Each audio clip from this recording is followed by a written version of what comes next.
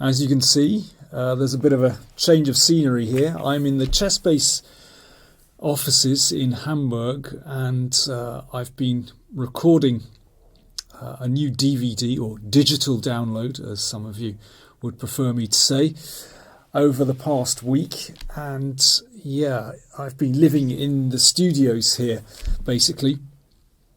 Well, what's the subject been of the latest offering? Well, I'm looking at the King's Gambit, and I have to say it's been fantastic fun researching and analysing these old games. I used to play the King's Gambit when I was a teenager. Well, come on, it's my opening, I've got to play it. And my Bible at that time was this book, The King's Gambit, published in 1974, written by Viktor Korchnoi and Vladimir Zak. And well, you can see it's very well thumbed, and I've been reacquainting myself with lots of the old lines, and there's some brilliant stuff. I mean, what's interesting is to go back and look at these old variations with computer analysis, and you can see, you know, what really works and what doesn't. And it's quite surprising, actually. You know, sometimes stuff which you thought was rubbish actually was pretty good for white, and vice versa. Anyway, it's been fun, and I thought what I'd do is show you one of the games that I liked, taken from this book. So this is Hop Theory. We're going back 200 years to the match between Alexander Macdonald and Louis de Labourdonnais from France. So Alexander Macdonald was born in Belfast, and this match took place in London. Labourdonnais from France, of course. So these two contested several matches. I think Labourdonnais came out on top basically by the end of it, but Macdonald had his moments. And the variation that he plays here, well, 200 years on, if you face this, I wonder how you'd get on. So this variation has his name, the Macdonald Attack, or at least according to Korchnoi and Zak it does. So, King's Gambit, and Labourdonnais plays g5. Well, even today, this is a move which is a very serious attempt to simply refute the King's Gambit. Black holds on to that pawn. Now, there are many ways you can meet this. h4, of course, is the classic move, and then knight e5. Actually, I don't go into that in the DVD. I'm going to be recommending something else, which I'll keep to myself for the moment. Anyway, here Macdonald played bishop c4. And actually, I think the best way of meeting this move is to try and hold these pawns, because that pawn on f4 blocks the f-file and also prevents the bishop from developing to a sensible square. So I think it's best to try and get some stability with black and play bishop g7 and d6, h6, and hold the structure firm.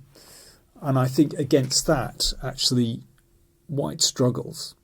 But there are some ways you can liven things up actually with white, but well, you'll have to get the DVD if you want to know how.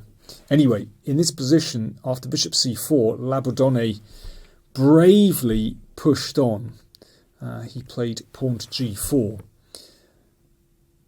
Now, if the knight moves, of course, then there's going to be a check here. So that's a little bit problematic. So this is where white sacrifices, and Castle's kingside is the Muzio Gambit, which is pretty decent actually. Not easy to refute that one, unless you have a computer. But Macdonald goes his own way. He plays knight c3, so this is the move, this is the variation that's been christened the Macdonald Attack or the Macdonald Gambit. I can't remember exactly how they put it. Because, well, according to my database, this was the first game that was played with knight c3, although I'm sure it would have been played in previous games as well. But anyway, this game brought it to wider recognition. So the problem when black plays g4 is that it destabilizes black's position completely. But then again, you do win a piece. Now, over to you. How would you play here with black? You can pause the video if you want to, but this is a good test for you. Because, you know, if you fed this into a computer, then it very happily looks at the extra piece and says, yep, black's winning. But how? This is really, really difficult to play for black. Well, somehow it should be no surprise, because black's kingside structure is wrecked.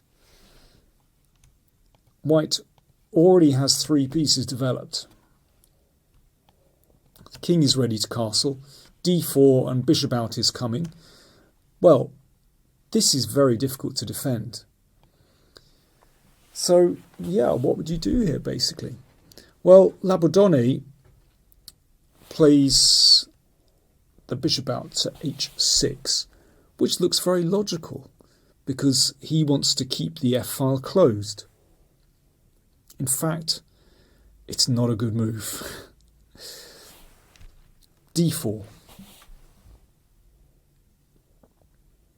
And knight c6. And Macdonald simply castled. So now, if he takes here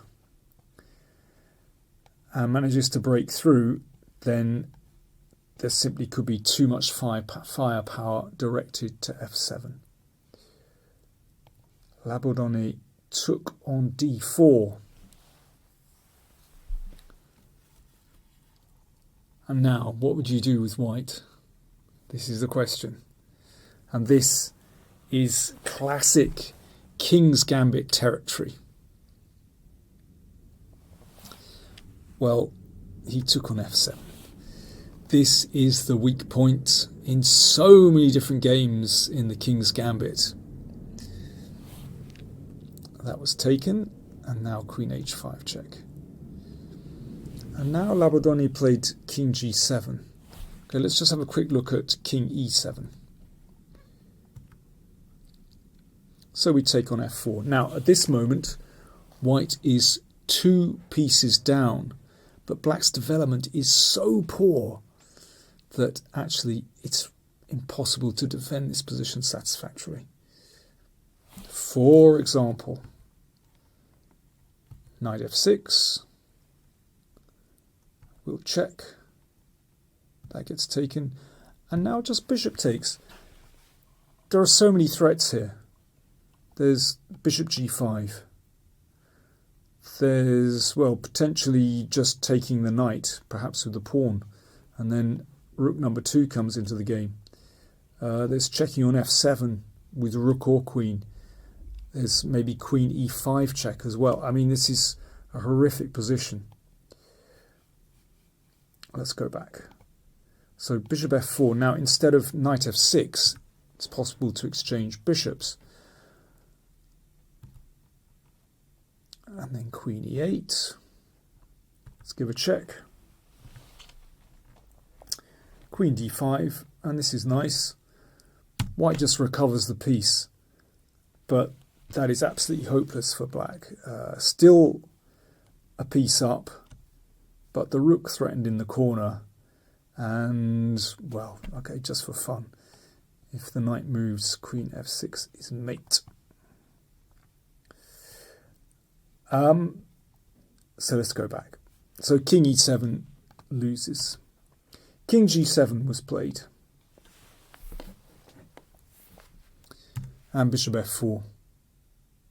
So this is just a case of weight of numbers.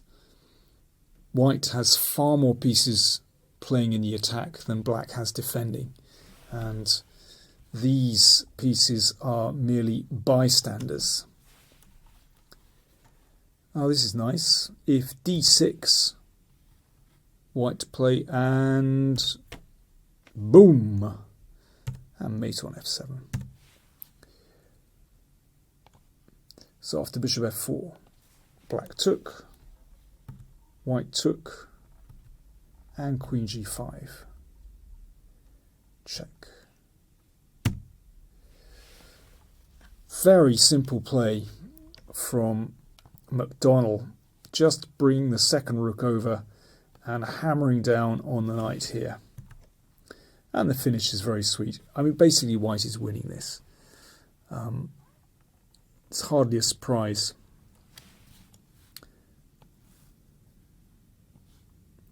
Queen e7. Whoops, sorry. Knight d5. Queen c5. And now king h1. And, well, you just got to step out of this, basically. But black has no defense. I mean, next move, for example, queen g7 is coming. Knight e6 was played, and then rook takes knight, and knight f6 check. That was the final move of the game. So just opening up the fifth rank, that's quite a sweet tactic to finish. What an absolute crush. And yeah, I was really impressed by that, I have to say. You know, if we come back to this position, this one is well worth a try. And there are so many variations of the King's Gambit that are similar in that, you know, if you fed this into a computer, you'd probably get very disheartened. But in a game between two humans, this is really tough to defend. So, when the digital download is complete for you, I'll let you know, and it should be fun. So, I'll keep you posted.